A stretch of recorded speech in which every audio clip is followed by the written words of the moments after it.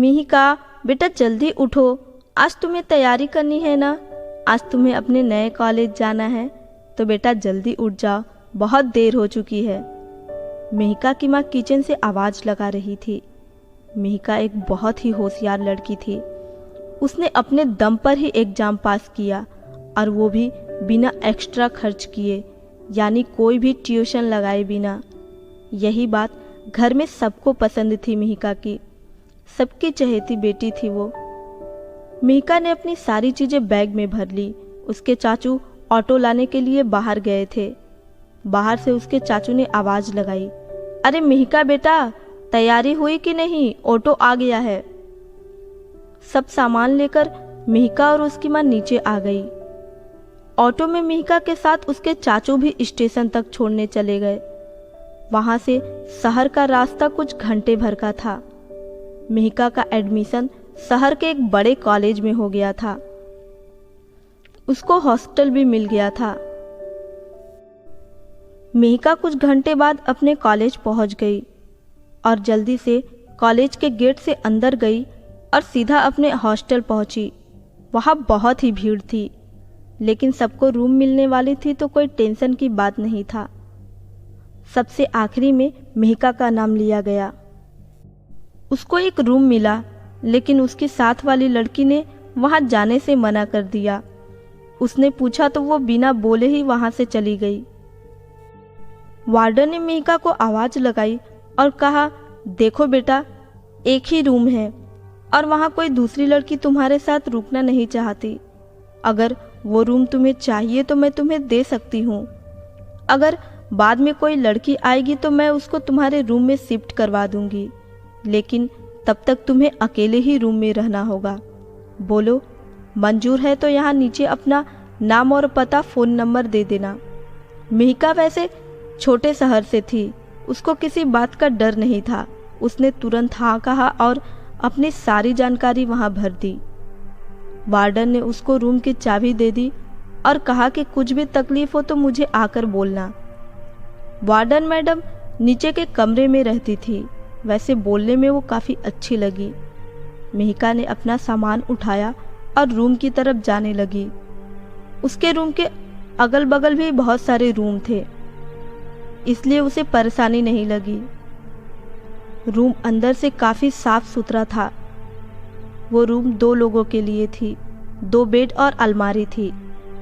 उसने अपना सामान रूम में एक जगह रख दिया और फ्रेश होने चली गई। फिर आने के बाद अपने बेड पर लेट गई। दिन भर के थकान से नींद आ रही थी। सोचा कि चलो घर में बता दिया जाए। उसने मोबाइल उठाया और घर में फ़ोन लगाया। हेलो माँ, मैं पहुँच गई हूँ, रूम भी मिल गया है, कोई परेशानी नहीं है, तुम चिंता मत करना। इतना बोलकर मिहिका ने फ़ोन रख दिया। अब वो थोड़ी देर सोना चाहती थी। नींद में उसको पता ही नहीं चला कि रात के 8 बज गए हैं। वार्डन ने बताया था कि खाने का समय रात के 7 से 9 बजे तक का ही है। वो जल्दी से तैयार होकर नीचे चली गई। खाने के बाद थोड़ा टीवी देखा और सभी लड़कियां अपने अपने रूम में चली गई। मिहिका की कोई दोस्त नहीं बनी थी, तो वो भी अपने रूम में चली गई। सुबह कॉलेज जाना था, इसलिए उसने मोबाइल में अलार्म लगाया था सुबह 8 बजे का, और वो सो गई। सुबह के 10 बज चुके थे। अलार्म होने वाला था, लेकिन वो बजा नहीं। एक अजीब सी हलचल हो रही थी उसके रूम में, जैसे किसी की मौजूदगी हो वहाँ। इन सब से अनजान मिहिका अभी भी सो रही थी। सभी लड़कियां कॉलेज चली गई थी। वार्डन ने हॉस्टल में एक राउंड मारा, देखा कि मिहिका का दरवाज़ा अंदर से बंद है। उसने बाहर से आवाज़ लगाई, कॉलेज नहीं जाना है क्या, यहाँ सोने के लिए आई हो? आवाज़ सुनते ही मिहिका की आंख खुल गई। उसने दरवाज़ा खोला और वार्डन से बोलती है, मैडम मैं अभी उठने ही वाली थी, अभी तो 8 बजने को है। वार्डन ने जरा हंसकर बोली, बेटा जरा अपनी घड़ी तो देखना कितने बजे हैं। मिहिका ने अपना मोबाइल उठाया, देखा कि 10 बज चुके हैं। उसको समझ में नहीं आया कैसे। वार्डन वहाँ से चली गई और मिहिका अपना मोबाइल चेक करने लगी। अलार्म बजा क्यों नहीं और मैं इतनी देर तक कैसे सो रही थी? यही सवाल को सोचते वो कॉलेज चली गई। वहाँ जाकर उसकी क्लास में काफ़ी लोगों से जान पहचान हुई। कुछ तो उसके शहर से ही थी जो अलग जगह पर रहती थी। उसको थोड़ा अच्छा लगा। वो सबसे बातें करके उन्हीं के रूम पर रुक गई उस रात को। वैसे वार्डन मैडम को मिहिका ने कॉल करके बता दिया था। रूम पे खूब मस्ती करने के बाद अपने दोस्तों के साथ ही मिहिका दूसरे दिन कॉलेज चली गई। वहाँ से सीधा अपने हॉस्टल दोपहर को पहुँची, खाना खाया और अपनी पढ़ाई की तैयारी करने लगी। एकदम से उसे याद आया कि वो घर से पेन लाना भूल गई थी और अब उसके पास कोई पेन नहीं था। वो अपने रूम का दरवाज़ा थोड़ा सटा के नीचे कॉर्नर के दुकान में चली गई। उसने पेन लिया और कुछ खाने पीने के सामान ली, जैसे चिप्स का पैकेट और चॉकलेट वगैरह। वहाँ से सीधा रूम पर आ गई, लेकिन रूम का दरवाज़ा खुला हुआ था। उसने ज़्यादा ध्यान नहीं दिया और पढ़ाई करने लगी। शाम का खाना खाने के बाद भी वो काफ़ी देर तक पढ़ रही थी। फिर नींद आई तो वो सोने की तैयारी करने लगी। कुछ आधी रात में उसने करवट बदली होगी और जैसे ही उसकी आँख खुली वैसे ही उसके मुंह से चीख निकली। वो बहुत डर गई थी। उसने सामने वाले बेड पर किसी लड़की को सोते हुए देखा था और वो उसकी तरफ ही देख रही थी। मिहिका जोर जोर से चिल्लाने लगी। वार्डन ने जैसे आवाज़ सुनी वो दौड़ करके ऊपर आई। साथ में बगल वाले रूम की लड़कियां भी खड़ी थी। उन्होंने बाहर से आवाज़ लगाई, दरवाज़ा खोलो, क्या हुआ? मिहिका ने दरवाज़ा खोला और दौड़ के बाहर आ गई।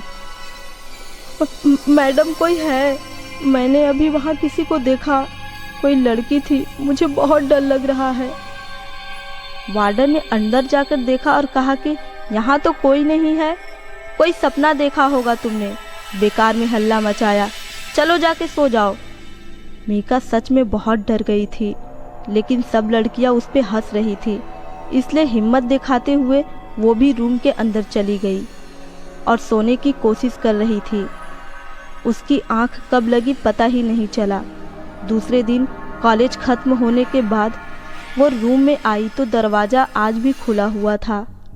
अंदर एक लड़की थी, उसी बेड पे जिस पे कल देखा था। वो अपना सामान लगा रही थी।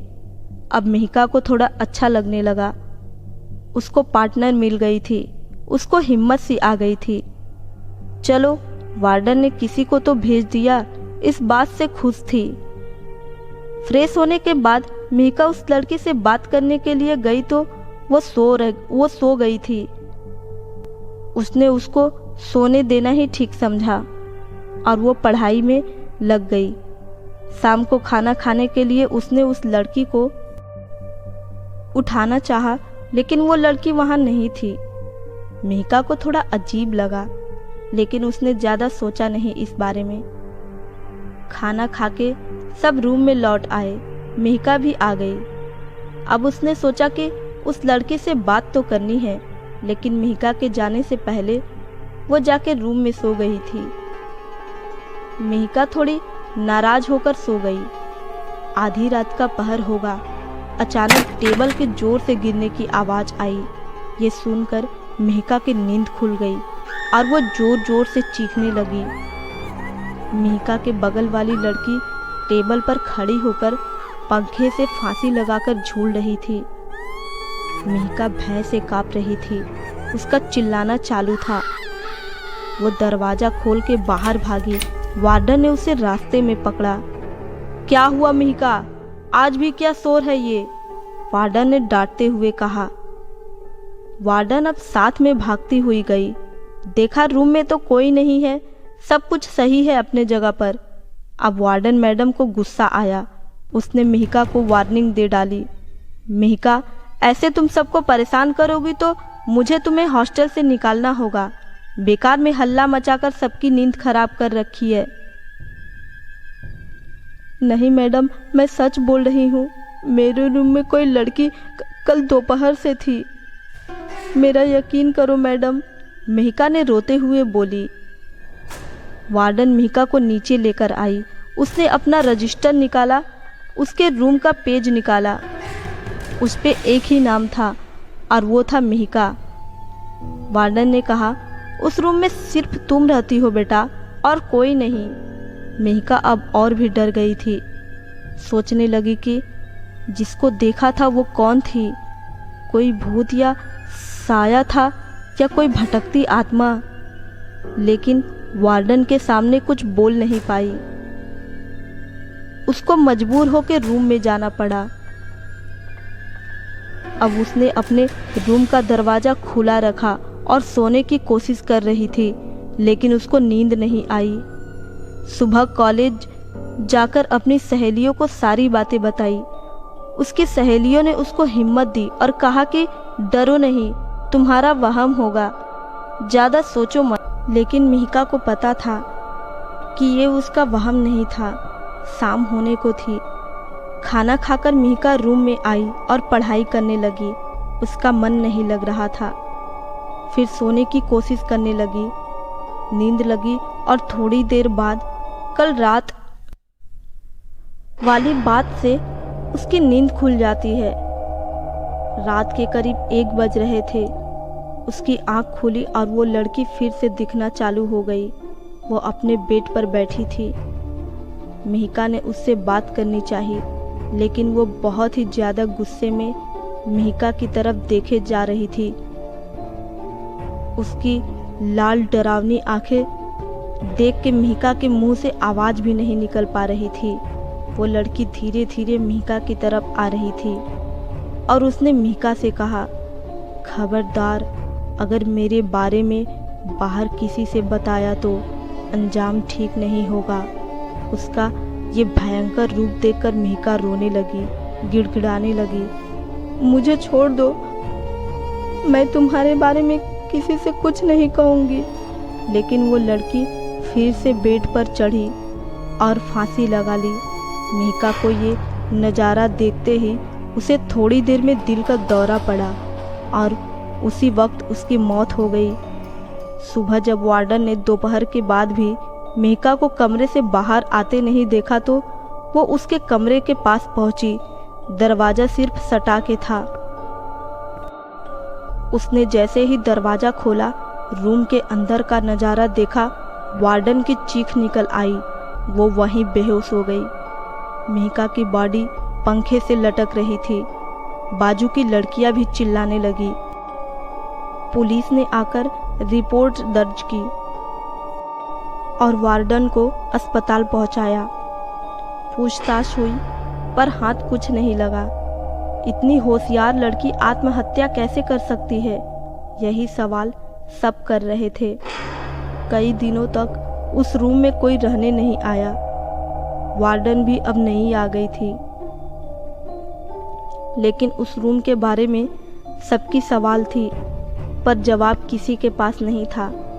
कुछ साल भर के बाद उस हॉस्टल के रूम में एक नई लड़की रहने आई। इस हादसे के बाद वहाँ कोई लड़की नहीं रहना चाहती थी। उस रूम के पास भी रूम खाली थे। लेकिन एक दिन एक लड़की का एडमिशन हुआ कॉलेज में और वार्डन ने उसी रूम की चाबी दे दी। उसका नाम निशा था। रूम देख के वो बहुत खुश हो गई। अपना सामान रख के वो बाहर से घूम के आई तो देखा कि उसके पास वाले बेड पे कोई लड़की सो रही थी। उसने हाथ लगाकर उसे उठाकर उससे पूछा कि कौन हो तुम, कौन सी क्लास में हो, क्या नाम है तुम्हारा? उसने जवाब दिया, मिहिका।